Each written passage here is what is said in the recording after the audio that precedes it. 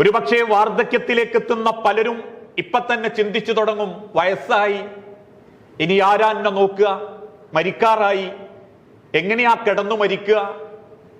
ഇങ്ങനൊക്കെ ഉള്ള ഒരു ആദിയായിരിക്കും അവരെ മനസ്സിൽ. നമസ്കാരവും നോമ്പും ഒക്കെ കൃത്യമായിട്ടുണ്ടെങ്കിലും എന്തോ ഒരു ആദി, ഒരു ഫലം നഷ്ടപ്പെട്ട ഒരു മനസ്സിന്റെയും സ്വഭാവത്തിന്റെയും പെരുമാറ്റം.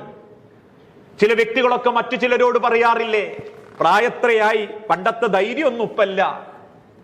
ഇന്ന് വിശ്വാസത്തിന്റെ കാര്യത്തിലാണെങ്കിലും ഭൗതിക കാര്യത്തിലാണെങ്കിലും ചിലർ പറയാറുണ്ട്. മറ്റു ചിലരാവട്ടെ ഏത് വിഷയം ചെയ്യുന്ന സമയത്തും അത് വേണോ വേണ്ടേ, എല്ലാ കാര്യത്തിലും ഒരാശങ്ക. അത് ആത്മീയമായാലും മതമായാലും ശരി, ആത്മീയതയാണെങ്കിലും ഭൗതികതയാണെങ്കിലും ശരി, എല്ലാ കാര്യത്തിലും വല്ലാത്തൊരാശങ്ക. ഉദാഹരണമായിട്ട് പറഞ്ഞാൽ, ഇപ്പോഴും ഹജ്ജ് ചെയ്യാത്ത ആളുകൾ നമ്മളെ കൂട്ടത്തിലുണ്ട്. പണമുണ്ടായിട്ടും സൗകര്യമുണ്ടായിട്ടും സർവ ചുറ്റുപാടുകളും എല്ലാവിധ സാഹചര്യങ്ങൾ ഉണ്ടായിട്ടും ആയിട്ടില്ല. ചെയ്യണോ? ഇപ്പൊ ചെയ്താല് 4-5 ലക്ഷം റുപ്യ, പെണ്ണുങ്ങളതും കൂടിയാണ് 10 ലക്ഷം റുപ്യ. ആ 10 ഉണ്ടെങ്കിൽ ഇപ്പൊ ഇത് നടക്കും. ഇനി അങ്ങനെ ഒരു ഹജ്ജ് ചെയ്താലും കുറച്ചുകൂടി കഴിഞ്ഞാൽ ചെയ്യാലോ. ഇനി ചെയ്താലിന്റെ ആ 10 ലക്ഷം റുപ്യ പോയി പോവോ, പിന്നെ ഞാനൊന്ന് ദരിദ്രനാവോ എന്ന് ചിന്തിക്കുന്ന ഒരാശങ്ക. ഉംറ ചെയ്യുന്ന വിഷയത്തിലാണെങ്കിലും മറ്റേത് കാര്യത്തിലാണെങ്കിലും അങ്ങനെയുള്ളൊരു വല്ലാത്തൊരു മാനസികാവസ്ഥയായിരിക്കും. ഉദാഹരണത്തിന്റെ ഒന്നും കൂടി പറഞ്ഞാൽ, മക്കളെ മദ്രസയിൽ പഠിപ്പിക്കണോ? അങ്ങനെ ഇപ്പം മദ്രസയെ പഠിപ്പിച്ച സ്കൂള് കിട്ടാതാവോ?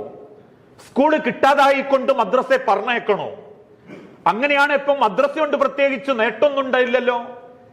നാട്ടിൽ ഇങ്ങനെയുള്ള ഓരോ കാര്യങ്ങളെ പറ്റിയിട്ടും വല്ലാത്തൊരാശങ്ക. അറബി കോളേജുകൾ എടുക്കപ്പെട്ടു. മദ്രസയിൽ പല സ്ഥലത്തും കുട്ടികൾ കുറയാൻ തുടങ്ങി. നമസ്കരിക്കുന്ന, നോമ്പ് നോൽക്കുന്ന, പടച്ച റബ്ബിന്റെ മതത്തെ നെഞ്ചോട് ചേർക്കുന്ന നമ്മളിൽ പലർക്കും ഒരാശങ്ക പല വിഷയത്തിലും. ഒരു മനസ്സിന്റെ ബലം നഷ്ടപ്പെട്ടതുപോലെ അത് അത്രയൊക്കെ മതി, ഇപ്പൊ അങ്ങനെ ദാരിദ്ര്യായി പോകും, അല്ലെങ്കിൽ ഉള്ളതൊക്കെ പോയി പോകും എന്ന ഒരു മനോബലം നഷ്ടപ്പെടുന്നത് ആത്മീയ രംഗത്താണെങ്കിൽ, ഭൗതിക സാഹചര്യത്തിൽ പോലും, ഭൗതിക ജീവിതത്തിൽ പോലും ചില ആളുകൾക്ക് ആശങ്ക ഉണ്ട്. ഏതാനും ചില ദിവസങ്ങൾക്ക് മുൻപ്, മാസങ്ങൾക്ക് മുൻപ് ഒരു ഉമ്മ പറഞ്ഞൊരു കഥയുണ്ട്. മകളെ നല്ല നിലക്ക് ദീനീ ചിട്ടയിൽ വളർത്തിക്കൊണ്ടുവരുന്ന ആ ഉമ്മ കല്യാണപ്പുരയിലേക്ക് പോലും ആ മോളെ പർദ്ദടിച്ചിട്ടാ കൊണ്ടുപോവുക. അങ്ങനെ കല്യാണപ്പുരയിൽ വെച്ച് പല പെണ്ണുങ്ങളും ആ ഉമ്മാനെ കുറ്റപ്പെടുത്താൻ തുടങ്ങി. എന്തിനാ അപ്പൊ കല്യാണപ്പുരയിലേക്കൊക്കെ എങ്ങനെ? ഇതാരാ കുറ്റപ്പെടുത്തുന്നതെന്നറിയോ? 5 വക്ത് നിസ്കരിക്കുന്ന ഉമ്മാര്, നാട്ടിലെ ഖുർആൻ ക്ലാസ് പങ്കെടുക്കുന്ന ഉമ്മാര്, ദീനീ ദഅവത്ത് രംഗത്ത് ഇടപെടുന്ന ഉമ്മാര്, നമ്മളെ പെൺകുട്ടികള്, സഹോദരിമാര്. എന്നിട്ടാ ഉമ്മ പറയാ, അവിടെ ചെന്ന എല്ലാവർക്കും പറയാനുള്ളത് എന്റെ മോളെ പർദ്ദനെ പറ്റിയാ. എന്തിനാ അപ്പോളെ പർദ്ദടിക്കുന്നത്? ഈ 10ാം ക്ലാസ് എത്തിയപ്പോഴേക്കും, അല്ലെ +2 ആകുമ്പോഴേക്കും എന്തിനാ പർദ്ദടിച്ചു തുടങ്ങി? ഇങ്ങനെ പർദ്ദടിച്ച് നടന്നാൽ നല്ലൊരു ആലോചന വരുവോ? നല്ലൊരു കുട്ടീനെ കിട്ടുവോ? നല്ലൊരു ചെറുപ്പക്കാരന്റെ അന്വേഷണം വരുവോ? അതുകൊണ്ട് മറ്റുള്ള ആളുകളൊക്കെ നടക്കുന്നത് പോലെ അത്യാവശ്യം പവറുള്ളതും ശരീരം കാണിക്കുന്നതും ആധുനിക ഫാഷൻ അനുസരിച്ചൊക്കെ കൊണ്ടടന്നാ പോരെ, എനക്ക് മാത്രം അപ്പൊ ദീന്, ഞങ്ങളെ മക്കൾക്കാർക്കും ദീനില്ല എന്ന് ചോദിച്ച് കുറ്റപ്പെടുത്തുന്നത് കാഫിരീങ്ങളല്ല, മുസ്ലിമീങ്ങള്.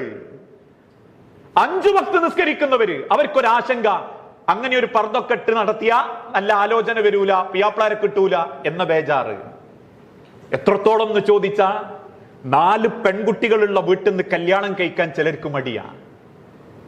കാരണം ആ ഉമ്മന്റെ പാരമ്പര്യം ഈ കുട്ടിക്ക് കിട്ടിയ എന്റെ കുട്ടിക്ക് ഉണ്ടാകുന്നതൊക്കെ ആ പെൺമക്കളായി പോകുന്നുള്ള പേടി, ഒരാശങ്ക.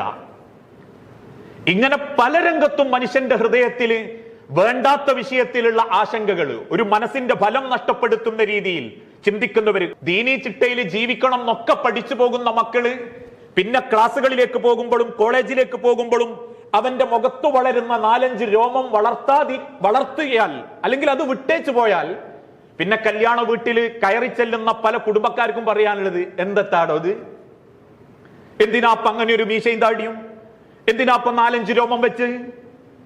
എന്നിട്ടത് നിരുത്സാഹപ്പെടുത്തുന്നതും അതുകൊണ്ട് എനക്ക് എന്തൊക്കെയോ ഇല്ലാണ്ടാവും എന്നുള്ള ഒരു ചിന്ത വരുത്തുന്നതും അള്ളാഹുവിൽ ഈമാൻ ഉണ്ടെന്ന് പറയുന്ന നമ്മളിൽ പലരും.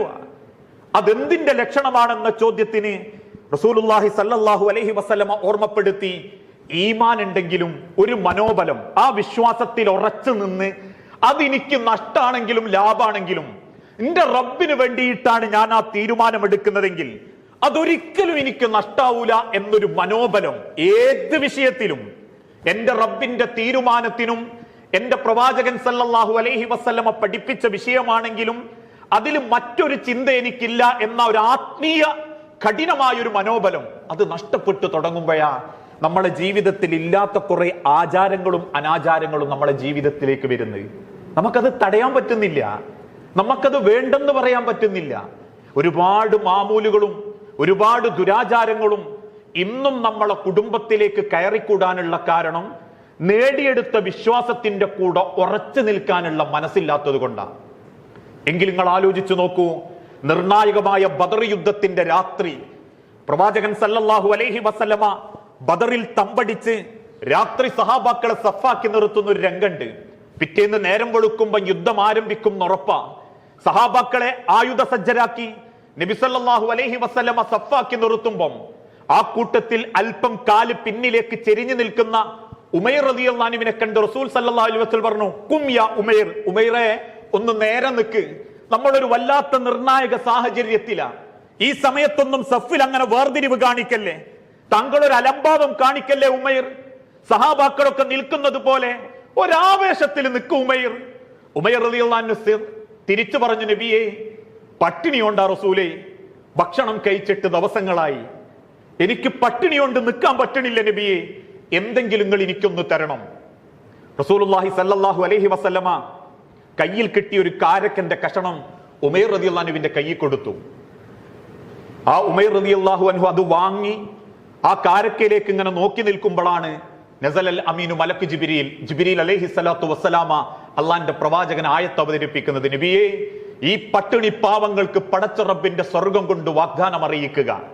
ഈ എല്ലും തോലുമായി ഒരു ഊരിപ്പിടിക്കാൻ വാളുപോലും കയ്യിലില്ലാതെ കിടക്കുന്ന കിടക്കപ്പായ വിറ്റ് കിട്ടിയ പണം കൊണ്ട് പിടിയില്ലാത്ത കുന്തവും മൂർച്ചയില്ലാത്ത വാളും വാങ്ങി ഈമാനിന്റെ മൂർച്ച കൊണ്ട് തങ്ങളെ പിന്നാലെ കടന്നു വന്ന ഈ സാധുക്കളോട് പറയണം റസൂലേ, അവർക്ക് അള്ളാഹുവിന്റെ സ്വർഗമാണ് അള്ളാഹു ഒരുക്കി വെച്ചിട്ടുള്ളത് എന്ന്. കാരക്ക വായിലേക്ക് വെക്കാൻ ഒരുങ്ങുന്ന ഉമൈർ റളിയല്ലാഹു അൻഹു റസൂലുള്ളാഹി സല്ലല്ലാഹു അലൈഹി വസല്ലമയോട് പറഞ്ഞു, നബിയെ എങ്കിൽ എനിക്ക് കാരക്കയേക്കാൾ ഇഷ്ടം റബ്ബിന്റെ സ്വർഗമാ, കാരക്ക എനിക്ക് വേണ്ട നബിയെ. യുദ്ധക്കളത്തിലേക്ക് ആദ്യം പുറപ്പെടുന്നവരുടെ കൂട്ടത്തിൽ ഞാനും പുറപ്പെടും റസൂലേ എന്ന് പറയുകയും യുദ്ധം ആരംഭിച്ച സെക്കൻഡിൽ മരണം കൺമുൻപിൽ കണ്ടിട്ട് പോലും ഭാവിയെക്കുറിച്ച് സ്വർഗം മാത്രം സ്വപ്നം കണ്ട് പട്ടിണിയായ വയറുപോലും ചിന്തിക്കാതെ നേർക്ക് നേരെ ശത്രുവിന്റെ പോർക്കളത്തിലേക്ക് ഇറങ്ങി 7ഓളം ശത്രുക്കളെ വകവരുത്താൻ തന്റെ വാളുപയോഗിച്ച് അവസാനം ശത്രുവിന്റെ വെട്ടേറ്റ് മരിച്ച ഉമൈർ റളിയല്ലാഹു അൻഹു ഒരാശങ്ക അദ്ദേഹത്തിനില്ല, ഒരു മനസ്സിന്റെ ബേജാറും അദ്ദേഹത്തിന് വന്നിട്ടില്ല. മരണമാണ് കൺമുൻപിലെന്ന് കണ്ണുകൊണ്ട് കണ്ടിട്ടും ഇറങ്ങി പുറപ്പെട്ട് റബ്ബിന് വേണ്ടി ആ വിശ്വാസത്തിന്റെ കരുത്ത് തെളിയിച്ച സഹാബാക്കൾ.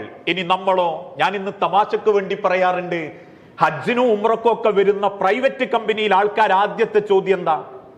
ഒരുപാട് നടക്കാനുണ്ടോ? കേരളത്തിലെ ചപ്പാത്തി കിട്ടുവോ?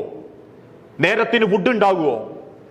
1 മണിക്കൂറിലധികം അല്ലെങ്കിൽ 1 കിലോമീറ്റർ ഒക്കെ നടക്കാനുണ്ടോ? ഇപ്പൊക്കെ ഉംറ ടൂർ പാക്കേജാ. ഒരു ത്യാഗം സഹിക്കാൻ നമ്മളെ കൊണ്ട് പറ്റുന്നില്ല. കുറച്ചൊന്ന് വേവലാതിപ്പെടാൻ, അതല്ലെങ്കിൽ ഒന്ന് മേലനങ്ങാൻ നമ്മളെ കൊണ്ട് പറ്റുന്നില്ല. എന്തിനേറെ പലരും അല്ലാത്ത നിലക്ക് പറയാറുണ്ട്, സുബിഹി ഇപ്പം 4:50 5:22 ബാങ്ക് കൊടുത്ത സമയമുണ്ട്, 5:45 ജമാഅത്ത് തുടങ്ങി ജമാഅത്ത് കഴിയുമ്പോഴേക്കും നേരം വെളുത്ത സമയമുണ്ട്. അന്ന് ആൾക്കാർ പറഞ്ഞു, എന്ത് ഏതായാലും കുറച്ചിപ്പം വൈകിട്ടാ ബാങ്ക് കൊടുക്കുന്നത്, ഒരു 4:50 ആയിരുന്നെങ്കിൽ ഞമ്മക്കൊന്ന് നിസ്കരിച്ച് കുറച്ചും കൂടി കിടക്കാൻ സമയം കിട്ടിയായിരുന്നു, അതുകൊണ്ടാ പിന്നെ ഞങ്ങൾ സുബഹിക്ക് പള്ളിയിൽ വരാത്തത്. എന്നാൽ ഇന്ന് നേരം വൈകി വന്നാൽ പോലും ആൾക്കാർ പള്ളിയിൽ സാധാരണ വരുന്നോലെ തന്നെ ഉള്ളൂ. ഒരു ത്യാഗം സഹിക്കാൻ നമ്മളെ കൊണ്ട് പറ്റുന്നില്ല, ഒരു തണുപ്പത്ത് എഴുന്നേൽക്കാൻ നമ്മളെ കൊണ്ട് പറ്റുന്നില്ല. ഏതെങ്കിലും തരത്തിലുള്ള ഒരു ത്യാഗം ജീവിതത്തിലേക്ക് വരുത്താൻ പറ്റുന്നില്ലെങ്കിൽ ഈമാനേ ഉള്ളൂ, മനോബലല്ല. ഹൃദയത്തിന്റെ ഒരു ബലം നേടിയെടുക്കാൻ നമ്മളെ കൊണ്ട് പറ്റിയിട്ടില്ല.